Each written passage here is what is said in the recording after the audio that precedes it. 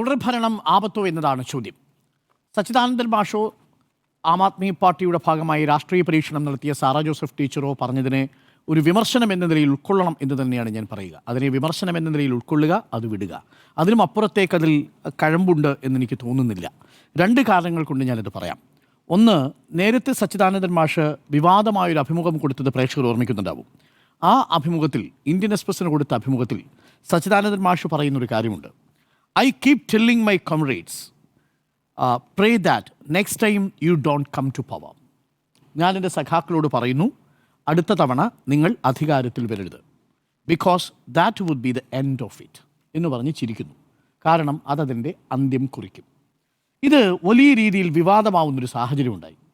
വിവാദമായതിന് സമയത്ത് ആദ്യമായിട്ട് സച്ചിദാനന്ദൻ മാഷ് മൂന്നാമത്തെ തവണ ഈ LDF സർക്കാർ അധികാരത്തിൽ വരരുത് എന്ന് പറയുന്നത് ആ ഇന്ത്യൻ എക്സ്പ്രസിന് കൊടുക്കുന്ന അഭിമുഖത്തിലാണ്. ഇതാദ്യമായിട്ടല്ല പറയുന്നത്. ഒന്ന്, ആ വിവാദമുണ്ടായി കഴിഞ്ഞതിന് ശേഷം അതിനൊരു വിശദീകരണം അദ്ദേഹം നൽകി.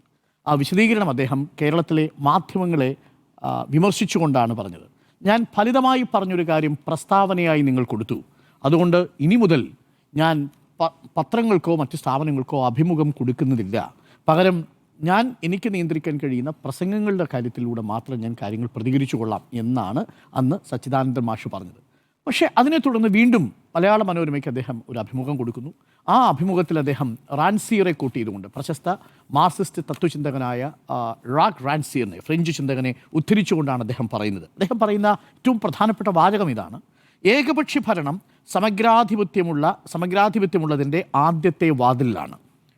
മാറി മാറിയുള്ള ഭരണമാണ് നമുക്ക് ജാഗ്രത നൽകുന്നത് എന്നതാണ് അദ്ദേഹം അതിലൂടെ പറയാൻ ശ്രമിക്കുന്നത്. റാക് റാൻസിയറിൻ്റെ വാക്കുകളാണ്. റാക് റാൻസിയറിൻ്റെ വാക്കുകൾ ഏത് കോണ്ടെക്സ്റ്റിലാണ് യഥാർത്ഥത്തിൽ വന്നത് എന്ന് ആലോചിച്ച് നോക്കൂ. മാർക്സിസം ഏകാധിപത്യപരമായി പെരുമാറുന്ന ഒരു കാലഘട്ടത്തെയും കേരളത്തിൽ LDFും UDFും NDAയും പല മണ്ഡലങ്ങളിലും കനത്ത പോരാട്ടം കാഴ്ചവെച്ചുകൊണ്ടിരിക്കുന്ന കേരളത്തിൻ്റെ രാഷ്ട്രീയത്തെയും സമീകരിക്കുന്നത് എങ്ങനെയാണെന്ന് എനിക്ക് മനസ്സിലാവുന്നില്ല. ചൈനയെ പോലെ ഒരു രാജ്യത്ത്, അല്ലെങ്കിൽ കൊറിയയെ പോലെ ഒരു രാജ്യത്തെ പോലെയാണോ കേരളത്തിലെ രാഷ്ട്രീയാവസ്ഥ? അവിടെ ഒരു ഏകകക്ഷി ഭരണമാണോ ഉള്ളത്? തദ്ദേശ തിരഞ്ഞെടുപ്പിൽ പോലും ഇപ്പോൾ കൃത്യമായി വോട്ട് ഷെയർ ഏകദേശം രണ്ട് പാർട്ടികളും പങ്കിടുകയല്ലേ ചെയ്യുന്നത്? രണ്ട് മുന്നണികളും ഏകദേശം ബലാബലമല്ലേ നിൽക്കുന്നത്? അവിടെ എങ്ങനെയാണ് റാക് റാൻസിയർ എന്ന തത്വചിന്തകൻ്റെ വാക്കുകൾക്ക് പ്രസക്തമാകുക? നോക്കൂ, ഏകകക്ഷി ഭരണം എന്നുള്ളതാണ്. ആ വാക്ക് തന്നെ പ്രശ്നമാണ്. കാരണം ഇവിടെ ഏകകക്ഷി ഭരണമല്ല, ഇവിടെ ഇപ്പോഴുള്ളതൊരു മുന്നണി ഭരണ സംവിധാനമാണ്. അപ്പോൾ ഒരു കവിയുടെ ഭാവനാത്മകമായിട്ടുള്ള ഒരു വിമർശനം എന്നതിനും അപ്പുറത്തേക്ക് യാഥാർത്ഥ്യവുമായിട്ട് അതിന് ബന്ധമില്ല എന്നുള്ളതാണ് ഞാൻ മനസ്സിലാക്കുന്നത്. അതുകൊണ്ട് റാക് റാൻസിയറിനെ സച്ചിദാനന്ദൻ മാഷ് ഉദ്ധരിക്കുമ്പോൾ റാക് റാൻസിയറെ തന്നെ ഉദ്ധരിച്ചുകൊണ്ട് തുടങ്ങാം. റാക് റാൻസിയർ പറഞ്ഞ മറ്റൊരു പ്രധാനപ്പെട്ട വാചകമുണ്ട്: എപ്പോഴാണ് ജനാധിപത്യം അർത്ഥപൂർണമാകുന്നത്?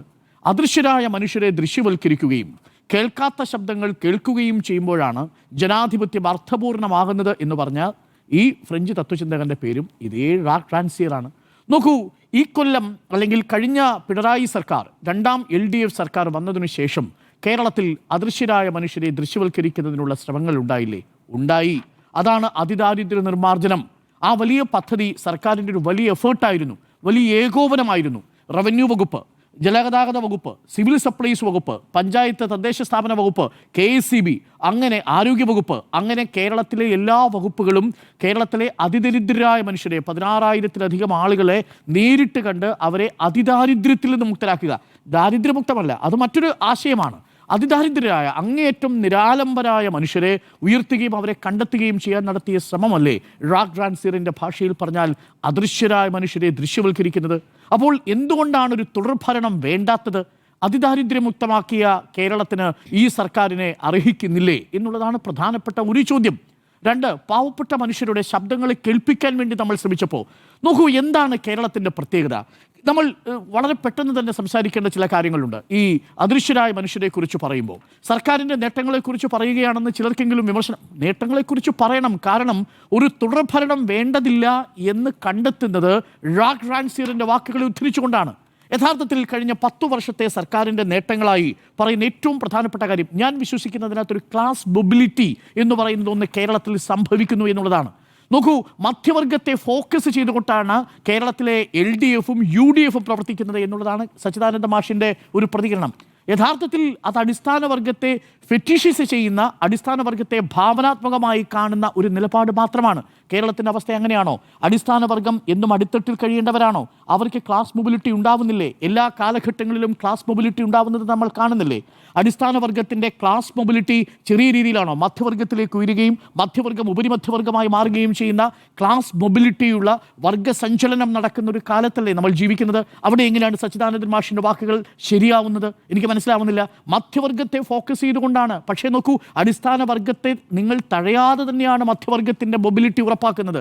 അതിനെങ്ങനെയാണ് സാധ്യമാവുക? മികച്ച സ്കൂൾ വിദ്യാഭ്യാസം കൊടുക്കണം. സാധ്യമാണോ? കേരളത്തിലെ രണ്ടാമത്തെ പിണറായി സർക്കാർ വന്നതിന് ശേഷം 45,000-ഓളം ക്ലാസ് മുറികൾ ഹൈടെക്കും സ്മാർട്ടുമായിട്ടുണ്ട്. കേരളത്തിലെ ഡ്രോപ്പ് ഔട്ടുകളുടെ എണ്ണം കുറഞ്ഞു. ദേശീയ ശരാശരി അനുസരിച്ച് ഏറ്റവും കൂടുതൽ സൗജന്യ വിദ്യാഭ്യാസം നൽകുകയും ഡ്രോപ്പ് ഔട്ട് റേറ്റ് കുറയുകയും ചെയ്ത സംസ്ഥാനമായിട്ട് കേരളം മാറി. പാർശ്വവൽക്കരിക്കപ്പെട്ട മനുഷ്യർക്ക് വേണ്ടി നിരവധി സ്കീമുകൾ കൊണ്ടുവരുന്ന സംവിധാനങ്ങളുണ്ടായി. അവർക്ക് വേണ്ടി പ്രത്യേക പ്രോജക്റ്റുകളുണ്ടായി.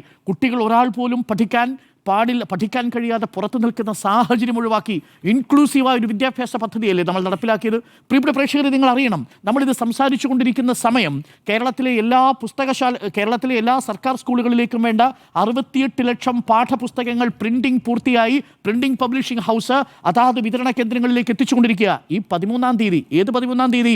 മാർച്ച് മാസം 13-ാം തീയതി സ്കൂൾ പൂട്ടുന്നതിന് മുമ്പ് 68 ലക്ഷം വിദ്യാർത്ഥികളും ഈ ഫെബ്രുവരി 13-ന്, മാർച്ചല്ല, ഫെബ്രുവരി 13-ന്, അതായത് ഈ കൊല്ലത്തെ പരീക്ഷ എഴുതുന്നതിന് മുമ്പ് തന്നെ അടുത്ത കൊല്ലത്തേക്കുള്ള പാഠപുസ്തകങ്ങൾ തയ്യാറാണ്. മുഴുവൻ പാഠപുസ്തകങ്ങളും അച്ചടിച്ചു കഴിഞ്ഞിരിക്കുന്നു. ഈ സർക്കാരാണോ വേണ്ട എന്ന് പറയുന്നത്? പകരം ഏത് സർക്കാരാണ് വരണമെന്ന് പറയുന്നത്? ഓണം നേരത്തെ വന്നതുകൊണ്ട് പാഠപുസ്തകം അച്ചടിക്കാൻ കഴിഞ്ഞില്ലെന്ന് പരിഭവം പറയുന്ന, ക്ഷമാപണം പറയുന്ന ഒരു സർക്കാരിനെയാണോ ഈ ഭരണം ഏൽപ്പിച്ചു കൊടുക്കേണ്ടത്? അതാണോ കവി സച്ചിദാനന്ദ മാഷ് ഉദ്ദേശിച്ചത്? പാഠപുസ്തകങ്ങൾ ചെറിയ കാര്യമല്ല. അങ്ങ് പറഞ്ഞില്ലേ, നിരാലംബരായ മനുഷ്യരെ ചേർത്തു പിടിക്കുന്ന സംവിധാനം ഉണ്ടാവുന്നത് അങ്ങനെയാണ്. ഈ ക്ലാസ് മൊബിലിറ്റി ഉണ്ടാവുന്നത് അങ്ങനെയാണ്. നമ്മുടെ സമൂഹത്തിൽ നിന്ന് സാധാരണ ഓട്ടോറിക്ഷ വിഭാഗത്തിൽപ്പെട്ട ആളുകളുടെ, കൂലിവേല ചെയ്യുന്ന മനുഷ്യരുടെ, അൺഓർഗനൈസ്ഡ് ആയിട്ട് പണിയെടുക്കുന്ന മനുഷ്യരുടെ ഒക്കെ മക്കൾ, അവർ MBBS പഠിക്കാൻ പോകുന്നത്, അവർ എഞ്ചിനീയറിംഗിലേക്ക് പഠിക്കാൻ പോകുന്നത്, നഴ്സിംഗിന് പഠിക്കാൻ പോകുന്നത്, അവർ ഉന്നത വിദ്യാഭ്യാസ മേഖലയിലേക്ക് പഠിക്കാൻ പോകുന്നത് ഈ പൊതുവിദ്യാഭ്യാസ രംഗം കേരളത്തിൽ ശക്തമായതുകൊണ്ടാണ്. നിങ്ങൾക്കറിയണമെങ്കിൽ സച്ചിദാനന്ദൻ മാഷ് തന്നെ ഏറെക്കാലം ഉണ്ടായിരുന്ന ഡൽഹിയിലെ പൊതുവിദ്യാഭ്യാസത്തെക്കുറിച്ച് ആലോചിച്ചാൽ മതി. ആപ്പ് വരുന്നതുവരെ അവിടെ എത്രമാത്രം എക്സ്പെൻസീവാണ് വിദ്യാഭ്യാസം? കേരളത്തിൽ അങ്ങനെയാണോ?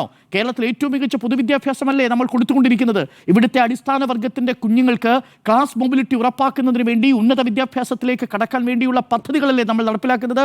അത് പൊതുവിദ്യാഭ്യാസ രംഗം.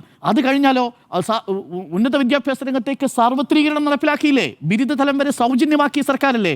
ഈ സർക്കാരാണോ തുടരണ്ട എന്ന് കവി സച്ചിദാനന്ദൻ മാഷ് ഉദ്ദേശിക്കുന്നത്? പകരം ആദ്യത്തെ 100 റാങ്ക് എടുത്തു നോക്കിയാൽ ഒരു സർവകലാശാല പോലും റാങ്കിങ്ങിൽ വരാതിരുന്നൊരു കാലമുണ്ടായിരുന്നു. ആ കാലമാണോ തിരിച്ചു വരണമെന്ന് സച്ചിദാനന്ദൻ മാഷ് ഉദ്ദേശിക്കുന്നത്? ഇന്നിപ്പോൾ ആദ്യത്തെ 50 സർവകലാശാലകൾ എടുത്താൽ 4 എണ്ണം കേരളത്തിലാണ്. ആദ്യത്തെ 100 മികച്ച കോളേജുകൾ എടുത്താൽ 6 എണ്ണം കേരളത്തിലേതാണ്. അതിലൊന്ന് സർക്കാർ കോളേജാണ്, അത് യൂണിവേഴ്സിറ്റി കോളേജാണ്. NIRFൻ്റെ റാങ്കിങ്ങിൽ സർവകലാശാലകൾ മുന്നിൽ നിൽക്കുന്നു. ബിരുദതലം വരെ കേരളത്തിൽ എല്ലാ വിദ്യാർത്ഥികൾക്കും സൗജന്യ വിദ്യാഭ്യാസം കൊടുക്കാൻ പോവുകയാണ്. ഈ സർക്കാരാണോ തുടരേണ്ടതില്ല എന്ന് കവി സച്ചിദാനന്ദൻ മാഷ് പറയുന്നത്? ഈ തുടർഭരണമാണോ നമുക്ക് ആപത്താണ് എന്ന് പറയുന്നത്? ഇത് വിദ്യാഭ്യാസത്തിൻ്റെ കാര്യം മാത്രം. ആരോഗ്യമേഖലയിലേക്ക് വരൂ. ആരോഗ്യമേഖലയിലേക്ക് വന്നാൽ ആരോഗ്യമേഖലയിൽ ചികിത്സാ ചെലവ് എത്രമാത്രം കുറയ്ക്കുന്നു? ഈ കേൾക്കാത്ത ശബ്ദങ്ങളെ കേൾപ്പിക്കുന്നു എന്ന് പറയുന്ന കാര്യമുണ്ടല്ലോ. മനുഷ്യർക്ക് ജീവൻ കൊടുക്കുക, അവനെ രോഗവുമായിട്ടുള്ള യുദ്ധമുഖത്ത് നിൽക്കുമ്പോൾ പിടിച്ചവനെ തിരികെ കൊണ്ടുവരാനുള്ള ശേഷി കൊടുക്കുന്നൊരു സംവിധാനം ഉണ്ടാവണം. ഇന്ന് നമ്മൾ സംസാരിക്കുന്ന ദിവസം ഞങ്ങളിരിക്കുന്ന ഈ റിപ്പോർട്ടറിൻ്റെ സ്റ്റുഡിയോയുടെ തൊട്ടടുത്താണ് കൊച്ചിയിലെ ക്യാൻസർ സെൻറ്റർ ഉദ്ഘാടനം ചെയ്തത്. 370 രോഗികൾക്കാണ് ആ ക്യാൻസർ സെൻറ്ററിൽ ഇനി ചികിത്സിക്കാൻ കഴിയുക. 12ഓളം ഓപ്പറേഷൻ തിയേറ്ററുകളാണ് അവിടെ തുറക്കാൻ പോകുന്നത്. കല്ലിട്ടു പോയതേ ഉള്ളൂ. ഇന്ന് ഈ കാണുന്ന രീതിയിൽ അത്യാധുനിക സംവിധാനങ്ങളോടുകൂടി തിരുവനന്തപുരത്തെയും കോഴിക്കോട്ടെയും ക്യാൻസർ സെൻറ്ററുകൾക്ക് തുല്യമായ രീതിയിൽ ഒരു മികച്ച ക്യാൻസർ ഗവേഷണ കേന്ദ്രം ഇന്ന് തുറന്നിരിക്കുകയാണ്. ഈ സർക്കാരാണോ വേണ്ട എന്ന് പറയുന്നത്? ആരോഗ്യ മേഖലയിലേക്ക് വന്നാൽ നോക്കൂ, 42.5 ലക്ഷം പേർക്ക് എവിടെ നിന്നാണ് നോക്കൂ, 28 ലക്ഷം പേരിൽ നിന്ന് 42 ലക്ഷത്തിലധികം ആളുകൾക്ക് സൗജന്യ ചികിത്സ ഉറപ്പാക്കിയ സർക്കാർ. തുടർഭരണം വേണ്ടേ? സച്ചിദാനന്ദൻ മാഷെ, ഏത് ഭരണത്തെയാണ് നിങ്ങൾ ആഗ്രഹിക്കുന്നത്? ആശുപത്രിയിൽ പോയാൽ ചികിത്സയില്ലാത്ത, സ്കാനിംഗ് മെഷീനുകൾ തുടർച്ചയായിട്ട് പണിമുടക്കിയിരുന്ന, ഓപ്പറേഷൻ തിയേറ്ററുകൾ അടച്ചിട്ടിരുന്ന, സ്വകാര്യ മെഡിക്കൽ കോളേജുകൾ ലോബിയായിട്ട് വളർന്നിരുന്നൊരു കാലഘട്ടത്തിലേക്ക് പോകണമെന്നാണോ പറയുന്നത്? ജനറൽ ആശുപത്രികളിൽ സർജറികൾ, ഹൃദയമാറ്റ ശസ്ത്രക്രിയകൾ നടക്കുന്ന കാലം, 12 ആശുപത്രികളിൽ ഇന്ന് കാത്ത് ലാബ് വന്ന സംവിധാനം. നോക്കൂ, ഒരു സാധാരണക്കാരൻ്റെ ചികിത്സാ ചെലവ് ഗ്രാമീണ മേഖലയിൽ അത് 17,000 രൂപയായിരുന്നത് 17,054 രൂപയായിരുന്ന UDF കാലത്ത് നിന്നും 10,729 രൂപയായി ഗ്രാമീണ മേഖലയിൽ ചികിത്സാ ചെലവ് കുറഞ്ഞു. ഈ സർക്കാരാണോ വേണ്ട എന്ന് വെക്കുന്നത്? പകരം ഏത് സർക്കാരിനെയാണ് നമ്മൾ ആഗ്രഹിക്കുന്നത്? ഗ്രാമീണ ചികിത്സാ ചെലവും നഗര ചികിത്സാ ചെലവും ഈ സർക്കാരിനേക്കാൾ ഏകദേശം ഇരട്ടിയോളം നിന്നൊരു കാലഘട്ടത്തെയാണോ അല്ലെങ്കിൽ ഒരു ഭരണത്തെയാണോ നമ്മൾ ആഗ്രഹിക്കേണ്ടത്?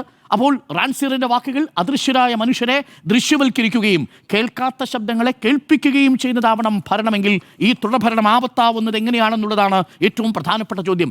വീട്, അവർക്ക് വിദ്യാഭ്യാസം, ആരോഗ്യം. വീടിന്റെ കാര്യം നോക്കൂ. ഒരു ദിവസം 182 പേർക്കാണ് സൗജന്യമായി ഈ കേരളത്തിൽ വീട് നൽകിക്കൊണ്ടിരിക്കുന്നത്. ഒരു ദിവസം 182 പേർക്ക് കിടപ്പാടം നൽകുന്ന സർക്കാരിന്റെ ഭരണമാണോ, തുടർഭരണമാണോ ആപത്താണ് എന്ന് കവി സച്ചിദാനന്ദൻ മാഷ് പറയുന്നത്? മൊത്തം 87 പേർക്ക് ഒരു ദിവസം എന്ന മട്ടിൽ തൊഴിൽ നൽകിക്കൊണ്ടിരിക്കുന്ന 3 ലക്ഷത്തിലധികം ആളുകൾക്ക് തൊഴിൽ നൽകിക്കൊണ്ടിരിക്കുന്ന ഒരു സംവിധാനത്തെയാണോ വേണ്ട എന്ന് സച്ചിദാനന്ദൻ മാഷ് പറയുന്നത്? ഒരു ദിവസം 119 പേർക്ക് പട്ടയം നൽകിക്കൊണ്ടിരിക്കുന്ന എന്ന കണക്കിൽ പട്ടയം നൽകിക്കൊണ്ടിരിക്കുന്ന ഈ സർക്കാരിന് തുടർഭരണമാണോ ആപത്താണ് എന്ന് സച്ചിദാനന്ദൻ മാഷ് പറയുന്നത്? എങ്ങനെ നിങ്ങൾ തുലാസിൽ തൂക്കി നോക്കിയാലും നോക്കൂ, ഒരു സർക്കാരിനെ വിലയിരുത്താൻ നിങ്ങൾ ഭരണത്തിൻ്റെ മികവ്, വികസന പദ്ധതി, ഏകദേശം 90,000 കോടിയുടെ കിഫ്ബി വികസന പദ്ധതികൾ, അതിൽ തന്നെ സ്റ്റാർട്ടപ്പ് പദ്ധതികളുടെ ഭാഗമായിട്ട് വരുന്ന 7,400 കോടി രൂപയുടെ സ്റ്റാർട്ടപ്പ് പദ്ധതികൾ, അന്തർദേശീയ മേഖലയിൽ വേൾഡ് എക്കണോമിക് ഫോറത്തിൽ നിന്ന് പോലും നിക്ഷേപം സ്വീകരിക്കുന്ന വ്യവസായ സൗഹൃദ ഇൻഡെക്സിൽ 1ാം സ്ഥാനത്ത് നിൽക്കുന്ന സർക്കാർ, ഈ സർക്കാരിൻ്റെ തുടർഭരണമാണോ ആപത്താണ് എന്ന് സച്ചിദാനന്ദൻ മാഷ് പറയുന്നത്? മാഷ് ഒരു കാര്യം കൂടി മാത്രം ചോദിച്ചോട്ടെ. ഈ തുടർഭരണം ആപത്താണെങ്കിൽ 1ാം EMS സർക്കാരിൻ്റെ കാലം ആ തുടർഭരണം ഇല്ലാതെ പോയതാണോ മാഷ് ആഗ്രഹിക്കുന്നത്? എന്തായാലും EMS നമ്പൂതിരിപ്പാടിന്റെ 1987 സർക്കാർ ചെയ്തത്, അത് ചെയ്യാതെ പോയത് വിമോചന സമരം വന്നത് കാരണം അന്ന് മിച്ചഭൂമിയുടെ വിതരണം പൂർത്തിയാകാതെ പോയി. ആ സർക്കാർ അന്ന് അധികാരത്തിൽ തുടർന്നിരുന്നു പൂർത്തിയാക്കിയിരുന്നുവെങ്കിൽ മിച്ചഭൂമിയുടെ വിതരണം പൂർത്തിയാക്കുമായിരുന്നു. അതിനുശേഷം എന്ത് സംഭവിച്ചു? കണക്കുകൾ പറയുന്നു. ഇടതു സഹയാത്രികനായ ഗോപകുമാർ എന്ന് പറയുന്ന ഒരു കാര്യമുണ്ട്. 1957 മുതൽ 59 വരെ മാത്രം തുടർന്ന EMS സർക്കാരാണ് ഒരുപക്ഷെ ഐക്യ കേരളത്തിലെ ഏറ്റവും പ്രധാനപ്പെട്ട വിപ്ലവകരമായ മാറ്റങ്ങൾക്ക് നിയമസഭയിലൂടെ തുടക്കം കുറിച്ചത്. ആ സർക്കാരിനെ താഴെയിട്ടത് എന്തിനു വേണ്ടിയാണ്? വിമോചന സമരത്തെ അംഗീകരിക്കുന്നുണ്ടോ സച്ചിദാനന്ദൻ മാഷ്? തുടർഭരണം ആപത്താണെന്ന് പറയുമ്പോൾ ആ EMS നമ്പൂതിരിപ്പാടിന്റെ സർക്കാർ 62 വരെ ഭരിച്ചിരുന്നെങ്കിൽ 1960 മുതൽ 63 വരെ ഏകദേശം 4 ലക്ഷം ഹെക്ടറിലേറെ ഭൂമി കൈമാറ്റത്തിലൂടെ ഇവിടുത്തെ ഭൂവുടമകൾ സ്വന്തമാക്കില്ലായിരുന്നു. അതിൻ്റെ അർത്ഥം ഈ മിച്ചഭൂമി വിതരണത്തെ പൂർണ്ണമായിട്ടും അട്ടിമറിക്കാൻ വേണ്ടി ഭൂവുടമകൾ 3 വർഷം കൊണ്ടാണ്, കണക്കുകൾ പ്രകാരം 1960 മുതൽ 63 വരെയുള്ള 3 വർഷക്കാലമാണ് ഈ ഭൂമി മുഴുവൻ അവരുടെ പേരിലേക്ക് മാറ്റി ക്രയവിക്രയം ചെയ്തത് നിയമത്തിൽ നിന്ന് രക്ഷപ്പെടാൻ.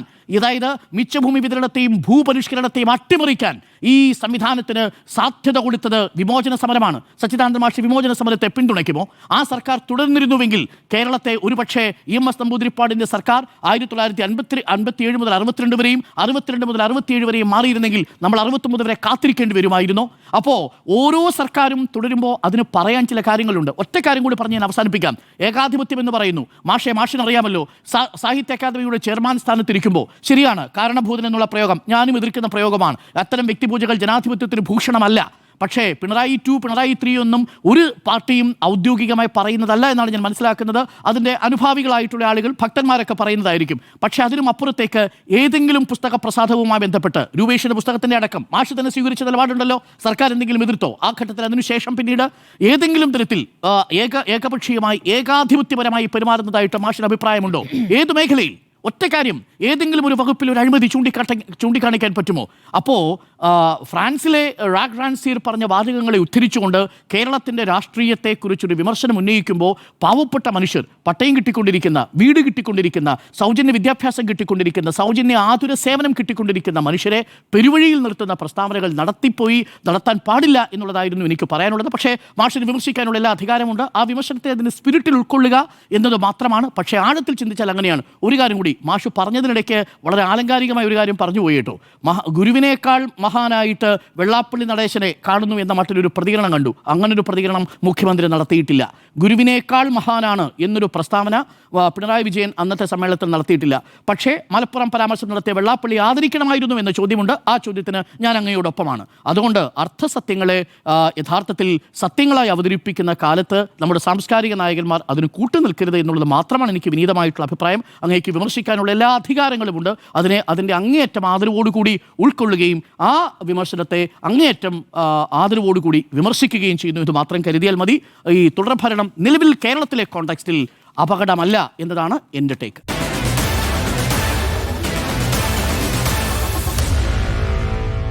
Meet the editors.